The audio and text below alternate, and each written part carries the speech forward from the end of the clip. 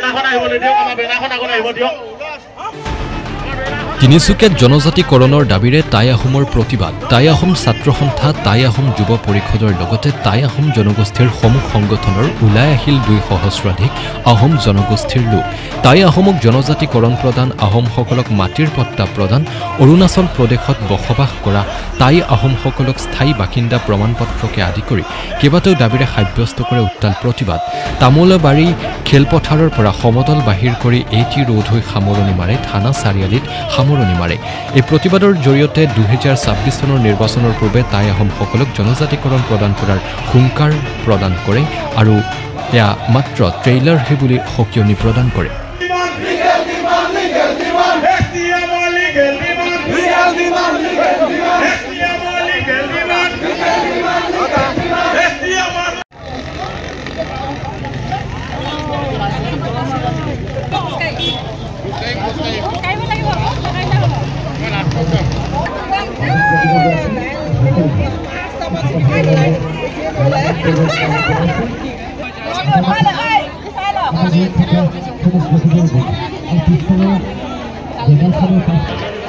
এবাৰ আমি যেহেতু কাৰ্যসূচী আৰম্ভ কৰিম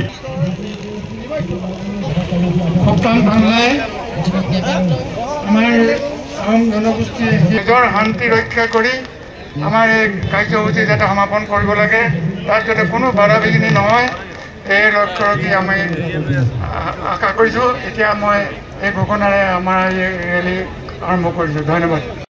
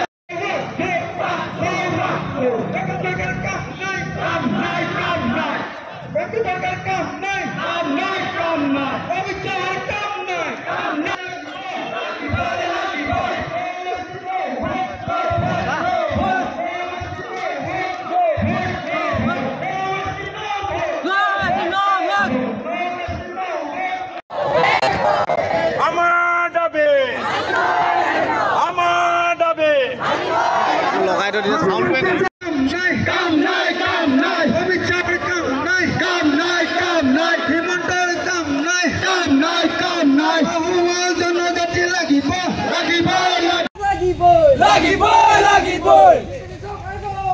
Go back, go back.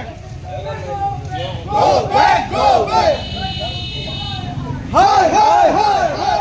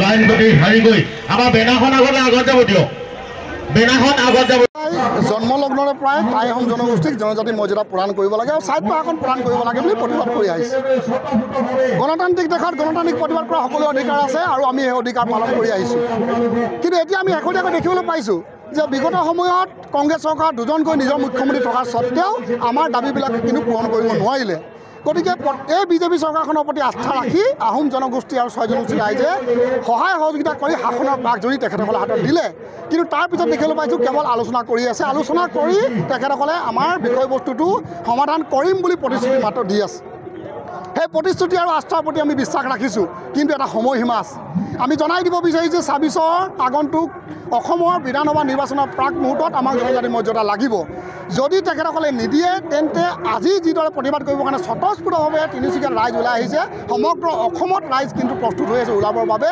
আৰু এই প্ৰতিবাদ কেৱল টাই আহোম ছাত্ৰ সন্থাই আহ্বান জনোৱাৰ প্ৰয়োজন নাই, মাত এষাৰ দিয়াৰ লগে লগে স্বতঃস্ফূৰ্তভাৱে ওলাবৰ কাৰণে প্ৰস্তুত হৈ আছে। গতিকে পৰিৱেশ পৰিস্থিতি কি হ'ব পাৰে, কাৰোবাৰ বিপক্ষে হয়তো যাব পাৰে, সেই পৰিৱেশ যাতে আহিব নালাগে, তাৰ কাৰণে আমাৰ দাবীবিলাক পূৰণ কৰিবৰ কাৰণে আমি আহ্বান জনাইছোঁ। আৰু এই চৰকাৰখনৰ প্ৰতি বৰ্তমান পৰ্যন্ত আমাৰ আস্থা আছে, আৰু এই আস্থাটো আমি থকালৈকে আৰু তেখেতসকলে পূৰণ কৰিব বুলি আমি ভবাৰ এটা তেখেতসকলে উদাহৰণ দিব লাগিব। আৰু তেখেতসকলে কৰিম বুলি প্ৰমাণ দিয়াৰ এটা উদাহৰণ হৈছে 25 নৱেম্বৰত মন্ত্ৰীসভাৰ মন্ত্ৰী গোটৰ প্ৰতিবেদন দাখিল কৰিব কেন্দ্ৰীয় চৰকাৰক, তাত আমাৰ 6 জনগোষ্ঠীক আৰু আহোম জনগোষ্ঠীক জনজাতি মৰ্যাদা প্ৰদান কৰিম বুলি তেখেতসকলে প্ৰতিবেদন দিব লাগিব।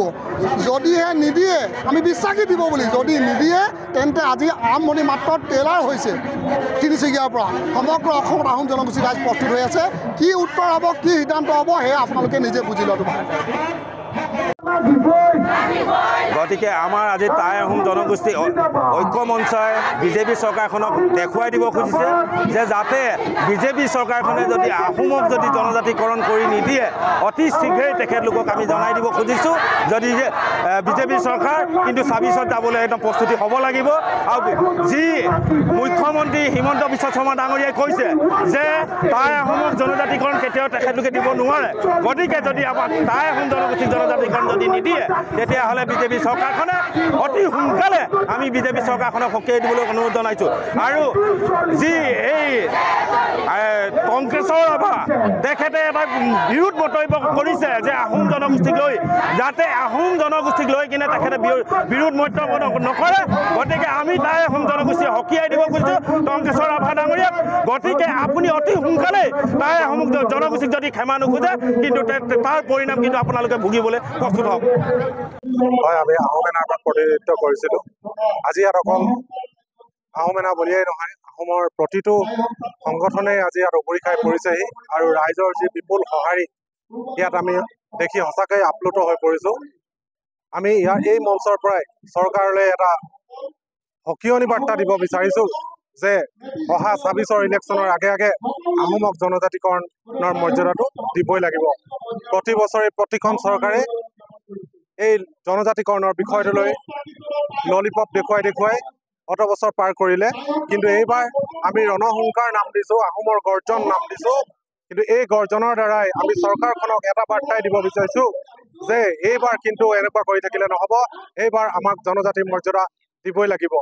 আৰু যিসকল বৰ্তমান জনজাতি তেওঁলোকে যি বিধি পথালি দি আছে, তেওঁলোককো আমি এই মঞ্চৰ পৰাই এটা আহ্বান জনাইছোঁ যে তেওঁলোকে এনেকুৱা ধৰণৰ খামখেয়ালি কথা কৈ ৰাইজক বিভ্ৰান্ত নকৰিব। তেওঁলোকো আমাৰ মাজলৈ আহক, আমাৰ লগত আলোচনা কৰক। আমি চৰকাৰক একেলগে হেঁচা দিওঁ আৰু জনজাতিকৰণৰ যিটো বিষয়, সেই বিষয়টো আমি ইয়াতে সমাপ্ত কৰি প্ৰতিটো 6 জনগোষ্ঠীৰ প্ৰতিটো জনজাতিকে জনজাতিৰ মৰ্যাদা প্ৰদান কৰক। এইটোৱে আমাৰ ইয়াৰ পৰা আহ্বান বৰ্তমান জনজাতীয় যিসকল মৰ্যাদা পাই আছে তেওঁলোকলৈ। আৰু চৰকাৰলৈ আমাৰ এইটো কঠোৰ সকিয়নি আমি ইয়াৰ এই মঞ্চৰ পৰাই দিছোঁ যে আমাক 26ৰ ইলেকশ্যনৰ আগে আগে জনজাতিৰ মৰ্যাদা দিবই লাগিব, এইটো আমাৰ পণ।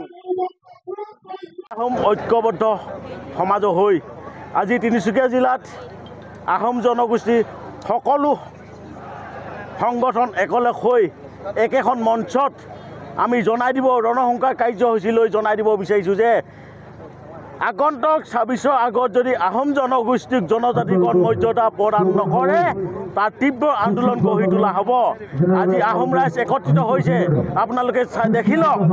এইখন মঞ্চৰ পৰাই আপোনালোকক সদুৰে উত্থাপন কৰিছোঁ যে আহোম জনগোষ্ঠীক প্ৰতাৰণা কৰা বহুত হ'ল, আৰু আহোম জনগোষ্ঠীয়ে আৰু প্ৰতাৰণা সহ্য নকৰে।